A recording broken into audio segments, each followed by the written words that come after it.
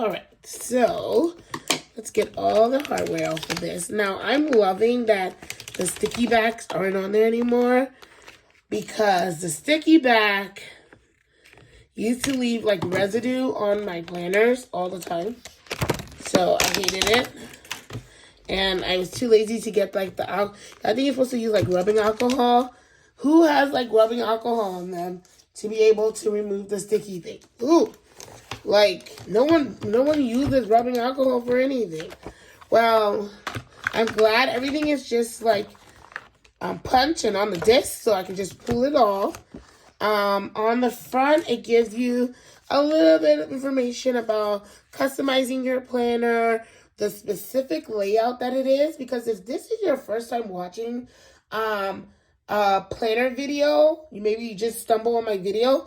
Happy Planner is a planner company that helps you customize your planner into any way you like by their discount system.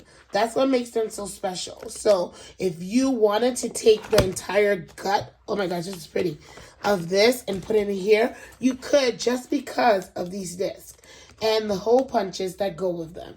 So in the beginning of every planner, you'll get these little info cards. It'll tell you the layout. It'll talk to you more about how you can customize your Happy Planner into what you like and want.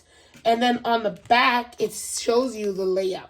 So for this planner, it's a teacher layout, and I happen to be a teacher. Yay! And we use this layout every day for lesson planning, but this can also be used for moms, for dads, for Girl Scout troop leaders, for Boy Scout troop leaders, for students, for if you are a college student. I wish I had fun about planning in college. It can be used for anything you need because it is neutral. You can add what you need to each box to make it a unique planner just for you. Planner Teacher Edition belongs to, you can write your name. I usually buy my name stickers, school, room, and address of the school, just in case you lose your planner or you don't even need to fill this out. Okay, moving on, has the academic calendar for the year. So what you can do is like take a highlighter and basically highlight the day that are important. So right now, I already know the academic calendar for my school, but I'm not going to do all of them, but you could just go like this. So that when you are looking, you're like, oh yeah, this day, and you can write what holiday it is, or if you have a PD, or if you're just doing this for like days off, like the days you have off during the school year, or maybe for testing, whatever it may be, or even like appointments if you're a mom or dad, that would be perfect. So I like this little brief, concise calendar here.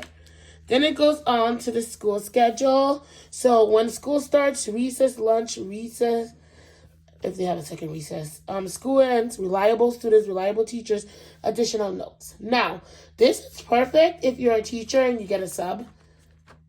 This is amazing. And then the notes to go with it for the substitute. But moms and dads, I don't know how many times I have like a parent call me and contact me, email me, and ask me when is recess, when is lunch. So I suggest if you're a mom or dad, write down when school starts, write down when there's recess, write down when school ends. Let me see if I can go up closer so you can see. Do you see that? Because when you're in the middle of the year and you have all of these like appointments, you can just turn to your planner and see these things. Additional notes will be anything. So specials. So when is art? When is music? When is PE? When they have to wear sneakers? Those are all crucial things to have in your academic planner. Now, this breaks it down a little bit more. So if you're a teacher, you might want to include birthdays in here. Maybe you can also include paydays in here. Up to you. Do with it as you see fit. It's your planner. On this side of every month, you're going to get priorities, 1, 2, and 3 for the month. Important things, like it can be notes, and then more notes down here. So you can probably list important days and then notes down here. Then we move on to the teacher layout if you're not familiar with it. So it has the days running vertically, and then you can add whatever you like on top for the horizontal space. So let me show you. So you can use Happy Planner boxes. Let's see if I can find one that. So I like these really thin ones. I'm gonna use a yellow one just because that's the theme of the month. And you would just stick it up here. And then title that. So everything in my first box in my teacher planner right now is all reading and writing.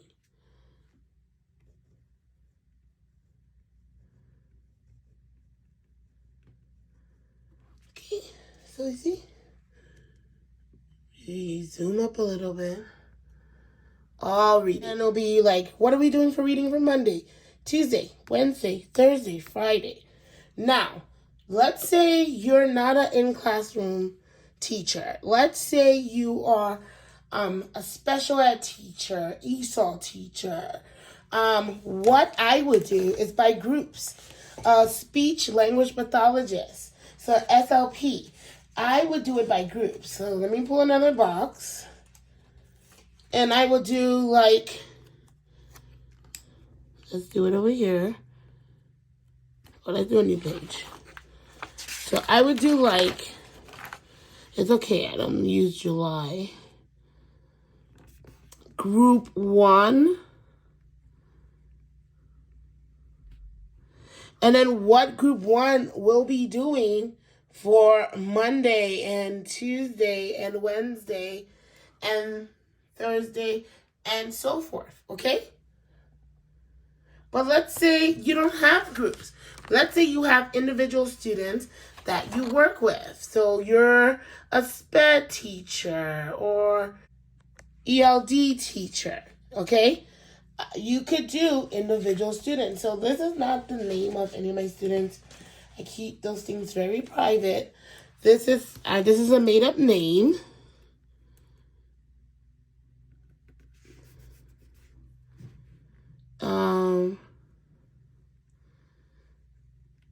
So you want to do Kimberly.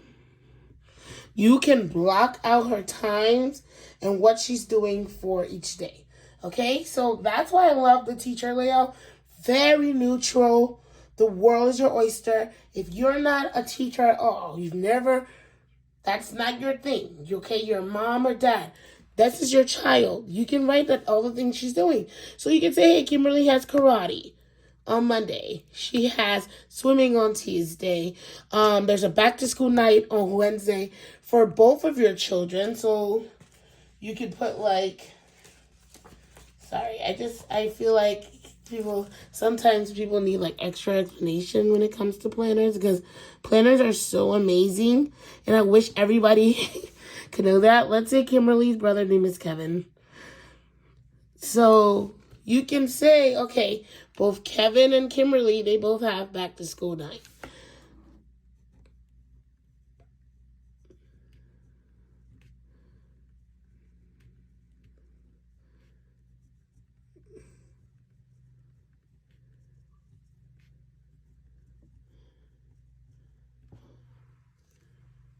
So at 7 p.m., they both have back to school night. And just block it off that way, okay? So there's so many different ways to use it.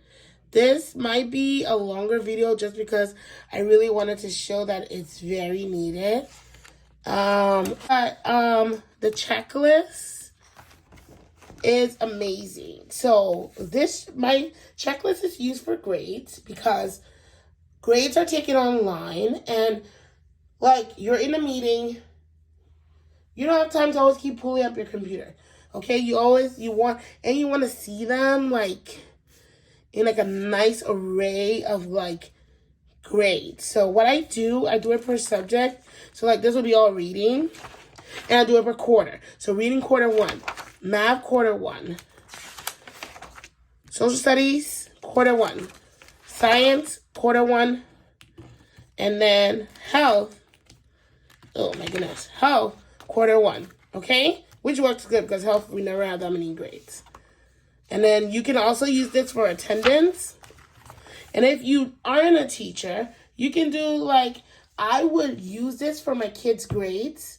Like when the teacher will bring an assignment, I will put the assignment down and the grade. I know it sounds so like, oh my gosh, but it's really good for conferences because if your child receives a grade that you feel like they shouldn't have gotten, this would be a very good resource to turn back to and say, hey, but they were all A's on these assignments. What's going on? So I think this is a good way to track that. And we're all done on June 6th. And I believe it's a 12. So go to my channel and check out the videos.